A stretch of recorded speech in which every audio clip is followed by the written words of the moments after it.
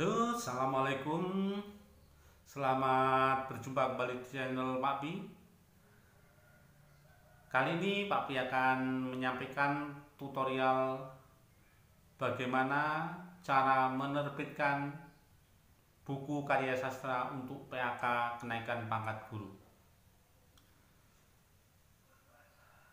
Teman-teman Pak Pi yang saya hormati, yang saya cintai, dan saya tunggu saran-sarannya di komen, di like, dan jangan lupa tinggalkan jejak subscribe di channel Pak Pi, karena Pak Pi akan menyampaikan materi-materi up to date di dunia pendidikan. Sahabat channel Pak Pi, berkaitan dengan penerbitan buku karya sastra untuk PAK kenaikan pangkat ini, banyak hal yang ingin Pak Pi sampaikan. Tapi sebelum sampai ke teknis penerbitan, akan Pak Pi sampaikan mengapa Pak Pi kok menyampaikan tutorial penerbitan karya sastra, bukan yang lain. Banyak alasan mengapa Pak Pi pilih itu. Yang pertama yaitu karena mudah, menarik, dan ternyata buku itu bagian dari memori untuk menyimpan kenangan. Ketika kita melakukan sesuatu, waktu berlalu meninggalkan kita hanya sejarah yang ada. Ketika sejarah itu tidak tersimpan, maka sejarah itu akan terlupakan. Kita tidak bisa melupakan, tetapi orang lain tidak mampu dan tidak bisa mengetahui sejarah tentang kita, karena manusia adalah anak sejarah. Sahabat Pak Pi yang saya cintai dan saya banggakan, yang kedua, mengapa kok menulis buku menjadi pilihan? Karena kita sebagai manusia, sebagai orang tua, sebagai pendidik, mestinya banyak orang-orang yang terlibat di antara kita,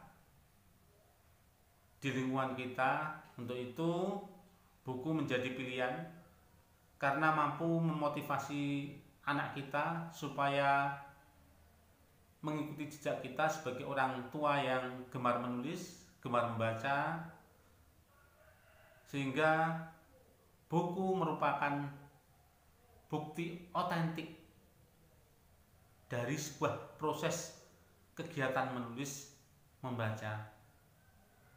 Sahabat Pak Pi yang saya cintai, ketika kita berbicara tentang menulis dan mengajak siapapun yang ada di lingkungan kita, maka hasil itu yang menjadi bukti, hasil itu yang menjadi contoh untuk menjadi kebanggaan. Ketika orang tuanya mampu menulis buku, maka anak kita akan menjadi bangga bahwa orang tua menjadi sosok tokoh yang dijadikan tauladan berkaitan dengan menulis. Ketika menjadi contoh dan tauladan, maka ketika itu pula anak akan mengikuti jejak kita. Dan buku adalah bukti otentik dari sebuah karya dari ayah tercinta. Nah, barangkali itu yang mesti dibutuhkan sebagai sosok seorang ayah yang sering menggembar-gemborkan tentang budaya membaca dan menulis. Begitu juga sahabat Pak Pi yang berbahagia, sebagai seorang guru mestinya kita akan memotivasi kepada anak didik agar gemar membaca dan menulis.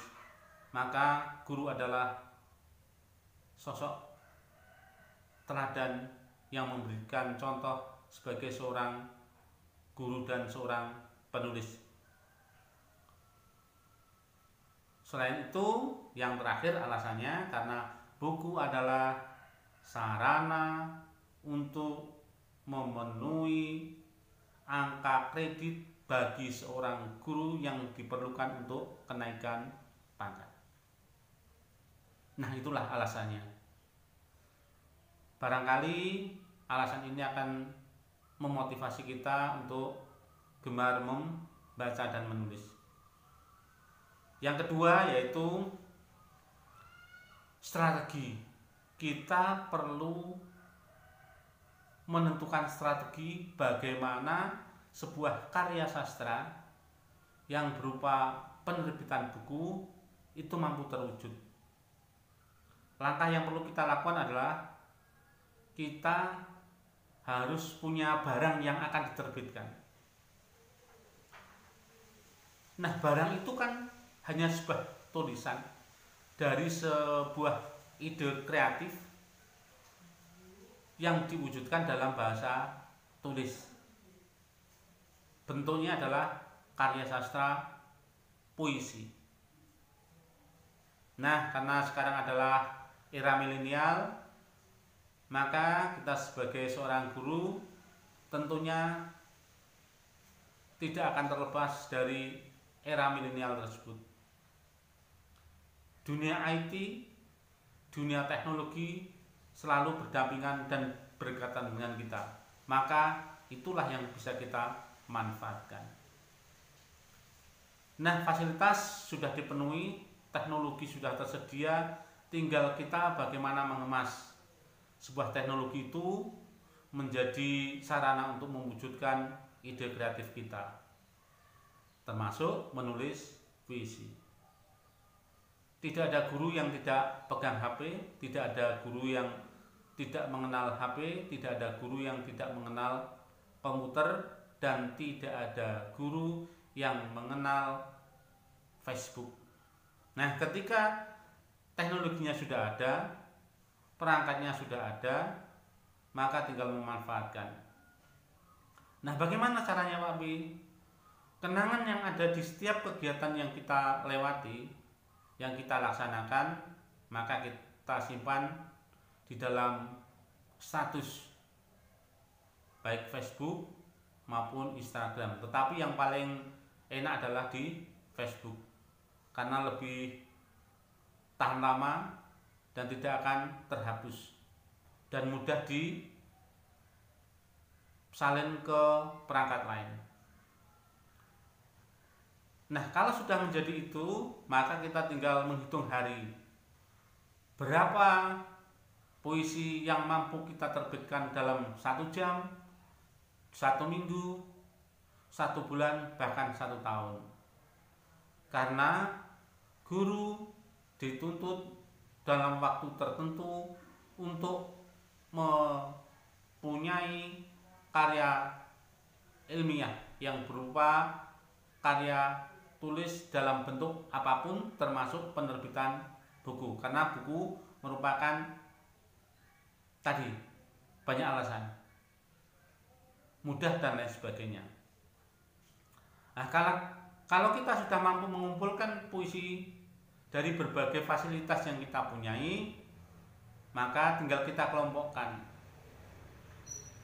Nah, ketika puisi-puisi itu akan digunakan untuk proses pembelajaran kenaikan pangkat untuk guru SD, maka puisi itu kita kelompokkan ke dalam puisi anak, karya sastra anak. Nah, karya sastra anak itu apa Pak Pi? Karya sastra anak itu karya sastra yang ditulis anak. Maka ketika karya tulis itu ditulis oleh anak-anak, itu maka akan menjadi karya sastra dari hasil dunia anak-anak. Nah, ketika orang tua, remaja menciptakan karya sastra anak, maka yang ditulis adalah karya sastra yang diciptakan oleh orang dewasa tentang dunia anak-anak. Kita kelompokkan. Kalau sudah mengelompok menjadi sebuah karya sastra anak-anak, maka ketika itu pula kita bisa menerbitkan menjadi sebuah karya sastra. Nah, dalam panduan di PAK yang kita gunakan, puisi minimal 20. Tetapi kalau 20 itu diterbitkan akan terlalu tipis dari sebuah buku. Maka bisa kita perbanyak dari sebuah judul puisi. Nah, ketika kita mempunyai puisi yang banyak, maka buku itu akan semakin tebal dan selain memenuhi syarat juga akan enak kalau menjadi sebuah koleksi. Nah, puisi sudah, pengelompokan sudah, tinggal kita menyusun menjadi sebuah buku. Nah, bagaimana menyusun menjadi sebuah buku, Pak Pi? Nah, mestinya banyak hal yang harus kita pelajari dari sebuah buku tersebut. Yang pertama adalah kita menyusun cover. Covernya kita susun. Nah, kalau kemudian kita tentukan pengeditnya siapa dan lain sebagainya, susunannya seperti buku biasa. Biasanya ini ada dari penerbit, kemudian dari penulis. Nah, kemudian daftar isi. Nah, daftar isi, ini ada daftar isi. Kemudian masuk ke isi buku tersebut. Nah, kalau sudah kita susun demikian, maka kita akan bisa menciptakan sebuah buku. Jadi satu buku ini akan kita buat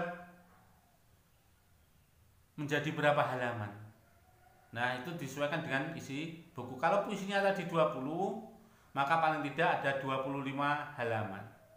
Nah, standar penulisan buku ini nanti menyesuaikan buku yang sudah ada. Susunannya sama. Yang terakhir biasanya ada daftar pustaka dan data seorang penulis. Ya, ini misalkan ini data seorang penulis. Nah, ini daftar pustaka. Nah, dari susunan tersebut, maka langkah yang ketiga sudah. Buku sudah ada, susunan sudah ada, maka yang terakhir, yang keempat adalah pilih penerbit. Nah, pilih penerbit. Di tiap-tiap kota yang ada di Indonesia ini sudah banyak penerbit, maka kita tidak akan kesulitan untuk menentukan penerbit. Nah, biasanya di setiap penerbitan yang ada itu sudah sekalian menerbitkan dengan ISBN. Ketika buku sudah ada, kemudian segalanya sudah ada, ISBN-nya sudah bisa diurus. Ketika ISBN-nya sudah bisa diurus, maka buku sudah siap diterbitkan.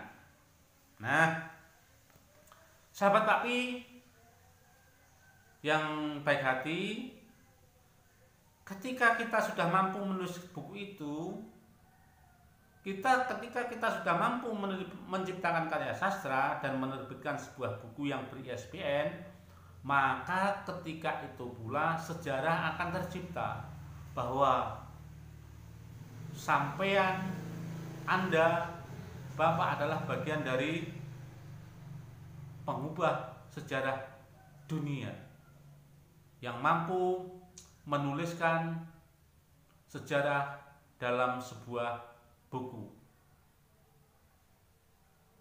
Kelihatannya puisi itu sederhana, hanya beberapa kalimat, bahkan hanya beberapa kata, tetapi karya sastra itu mampu mengubah dunia. Sahabat Tapi yang saya cintai dan saya banggakan, ketika guru menjadi teladan, ketika guru menjadi pendidik, ketika guru mampu mengumpulkan sejarah dalam sebuah buku itu, maka panjenengan adalah guru yang patut diteladani, guru yang profesional, dan akhirnya menjadi contoh dan teladan untuk anak didik kita. Bravo seorang guru, salam berkarya, selamat menulis. Wassalamualaikum warahmatullahi wabarakatuh.